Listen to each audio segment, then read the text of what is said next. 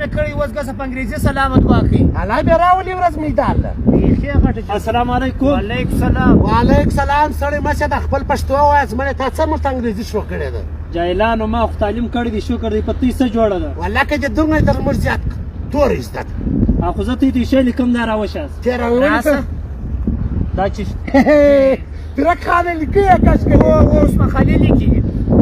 زه درته کاږم تېره وښیه ځه ویې کاږم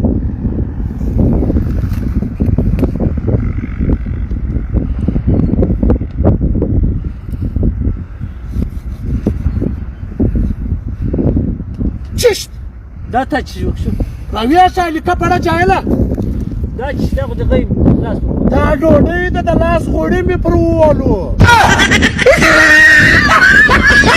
ما هغه د ورځې څو پاکېټه سګرېټ څکې پیرک خانه د ورځې 2 پاکېټه سګرېټ څکوم تا ته دا در معلوم دی د دې څو تاوان دی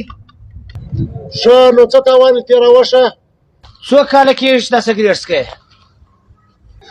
یاره تقریبا د 11 کال د 12 کال څه څکوم دا 11-12 کاله چې تا سګرېټ څکولي دا ټوله په سګرېټ تا څکولي دي اوس به تا د خپله ګاډۍ ولاړوي سګرېټ نه څکولی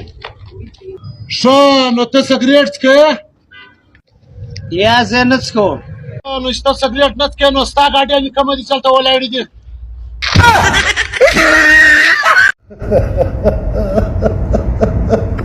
ای وروره دلته راسه خبره وه وروره چیش دی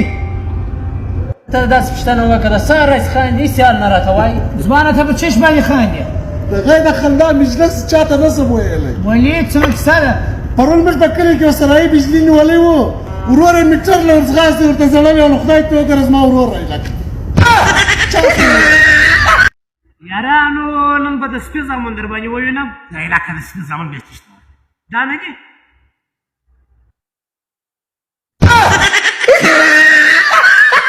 یارانو نن خو یو ښه ټوکه و ټپه راته وکړئ